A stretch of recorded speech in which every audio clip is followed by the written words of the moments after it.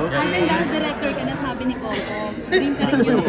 Mas dream ko po siyang makawork, and I was able to talk to him about these things, and nakakatuwa.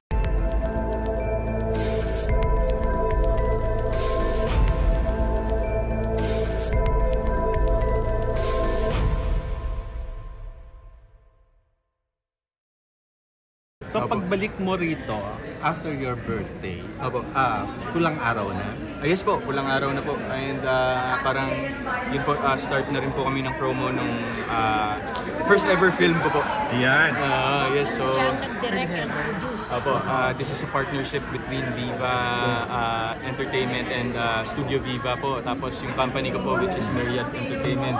So napakabuti po ni Boss Vic na binigyan ako ng opportunity to be able to give full control of the film. Na-start na yan din. Nag-start na po, day 5 na po kami.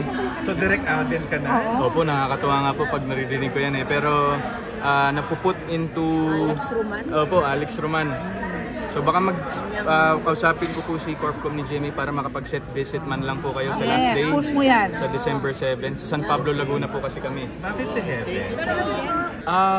Suggestion po ito ni Boss Vic po, ni Viva. And I've seen Heaven's work. She's a great actress. She's very talented.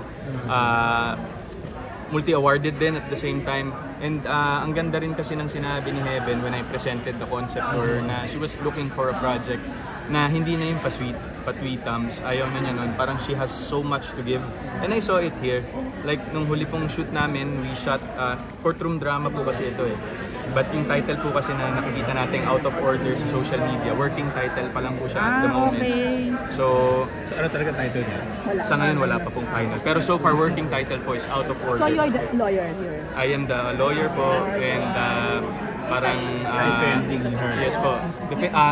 Ex-girlfriend ko po siya dito. Siya pa dinidefend mo ngayon? Yes po. Hindi, magkalaban sila. Yung reaction mo lang digit. Ito sinabi ni Heaven na you're one of the best directors. This early, may ganun na. Nakita ko yun, kinilig ako.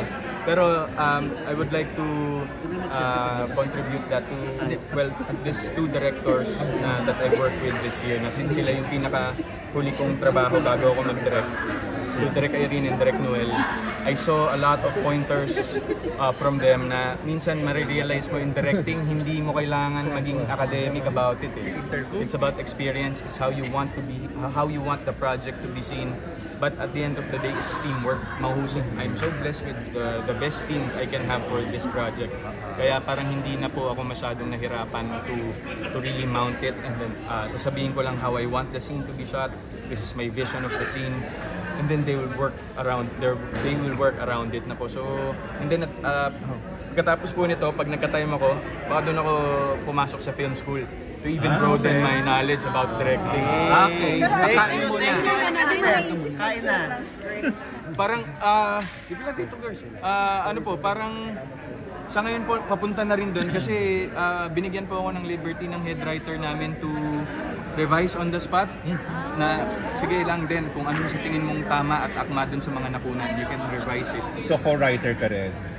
Hindi ko po kukunin yung credit na yun dito, Alan. Sa kanila po yun. I'm just there to solidify everything, yung clear yung vision ko about this and the vision of the whole team about it. Kailangan yun lang yung maipakita natin with this film.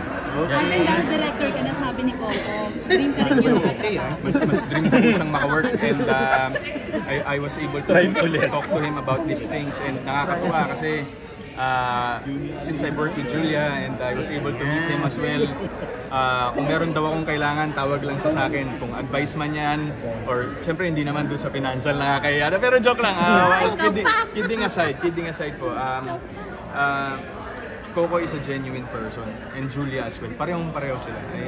Kaya siguro parang hindi na yun bago sa mga taong nakakakilala talaga sa kanila, and blessed din ako na nakilala ko tong dalawang to kasi ito yung mga tropa mo for life. So far wala pang napag-uusapang Wala pa chance. Bigyan po ako ng teaser, parang MMFF next year po. Wow!